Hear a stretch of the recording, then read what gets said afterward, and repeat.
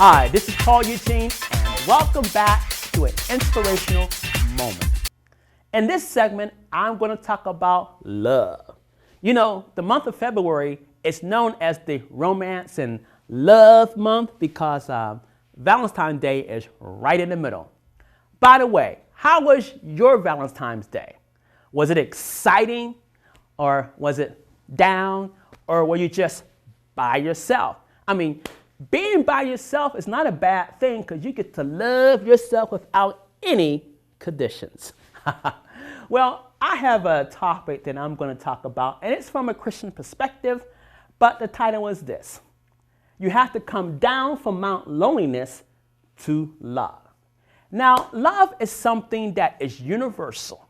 Everybody wants to be loved and to give love. And I decided to take a journey back down in history to the first relationship in the Bible.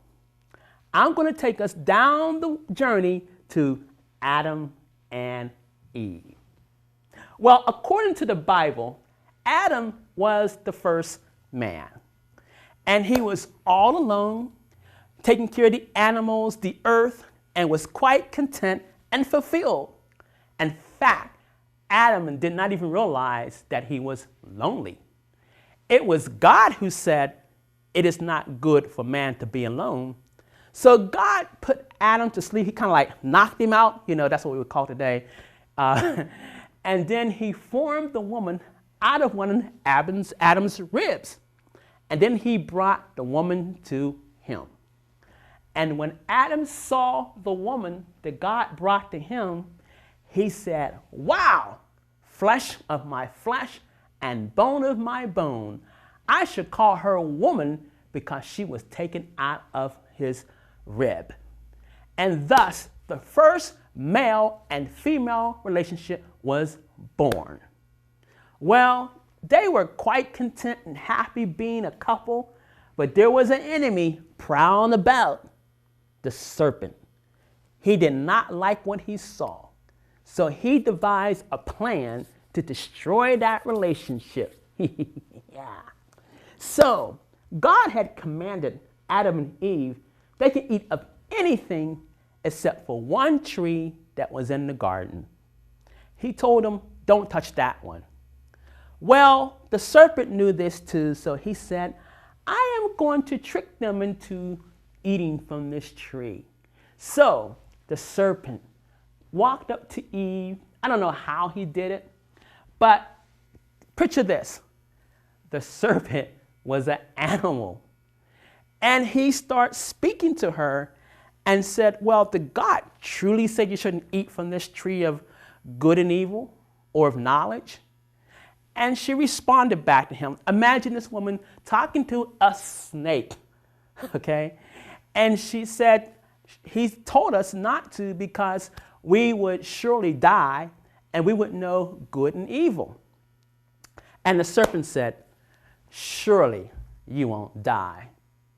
So Eve looked at the fruit and found that it was delightful to her eyes, and she took of it, bit into it, and then she passed it on to her husband, Adam. And the next thing that happened was God confronted them as to, what did you do? Now, there's something interesting here to catch this.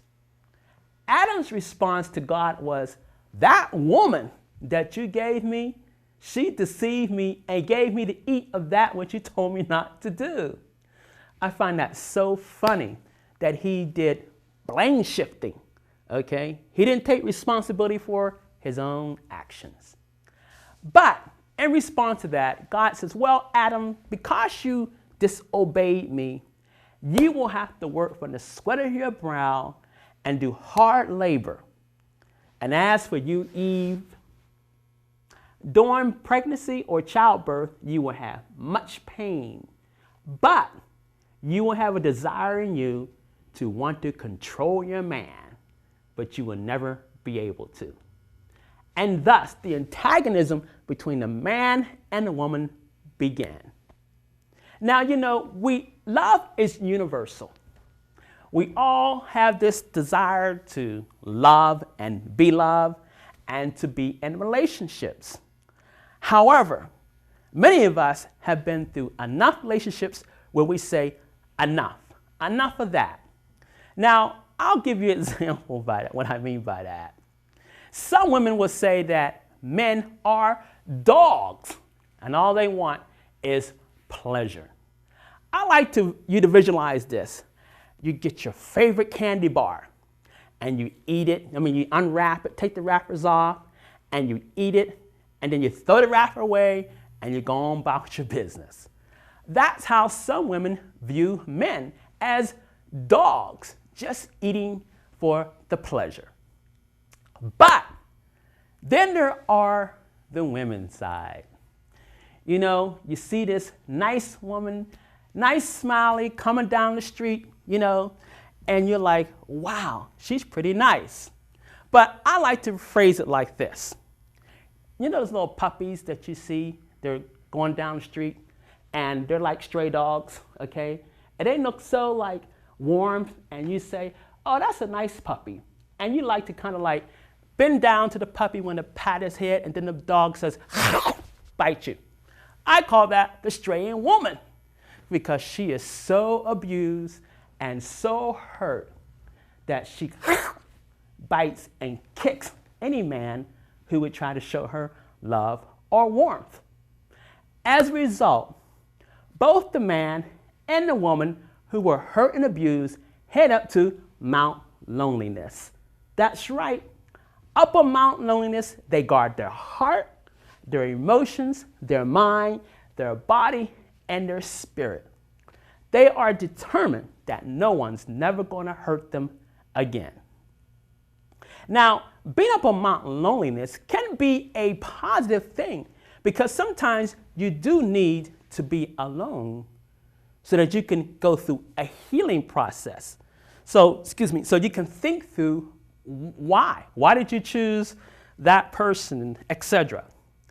But from a Christian perspective, Mount Loneliness is a time for God to draw near to you, to heal your heart, to fill you with his unconditional love, for him to put value in you, for him to show you that no human love is ever going to satisfy you.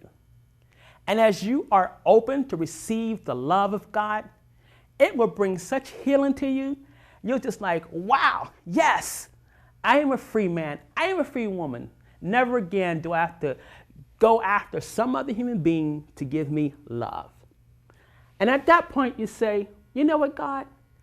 I have that desire to be in a relationship again. And with you, I can do this. So you say, God, it's time for us to start trekking down Mount Loneliness to the Valley of Love. Now, as you begin to start that journey down the mountain to the Valley of Love, you have to deal with different issues. Sometimes thoughts will come to your mind such as, oh no, what if I run into so-and-so? And the serpent may say to you, just who do you think you are? After all you've done, who would want you? So all these negative thoughts battle against you, and you kind of like hesitate. Now, some of you will decide to climb back up the mountain because you want to be safe. You don't want to take risk. You have forgotten that God said, I have loved you unconditionally. There is nothing no human being can do to destroy you. Some, you don't climb up the mountain, but you get paralyzed and you don't move at all. Then others, you look at those thoughts and say, nah, those thoughts are behind me. And you go on down the mountain to the Valley of Love. Now, once you get down to the Valley of Love, you realize something. This is an area of unfamiliarity. You've never been in this position before in your life. So enter into a new relationship, totally different than before. It presents a new challenge. But what gets you through that challenge is this, that you're reminded that it is God who has empowered and able you to step out. You know, you may run into a former boyfriend or girlfriend, and you will find to your astonishment, that they repel. They can't move you. You scratch your head and say, wow, what did I see in that person? And you can just laugh it off. Now, you know this much, that God will never bring anyone into your life who doesn't have the love of God in them themselves. So what I'm trying to say is this. If you are filled with the unconditional love of God and the other person is filled with the unconditional love of God, you two won't be trying to suck the life out of each other to get love, because God's love will prevail. Well, I hope that this has encouraged some of you to think about starting that trek down from Mount Loneliness to the Valley of Love, to a relationship that I believe that God has ordained for you. God is the author of relationships, and he has one for you. There's a scripture that says, before you were conceived in your mother's womb, God knew you, and he ordained all the days for you. So I believe that includes a relationship that will be the best for you. This has been Paul Eugene on the topic of love. You have to come down from Mount Loneliness to the Valley of Love. Everybody have a blessed day.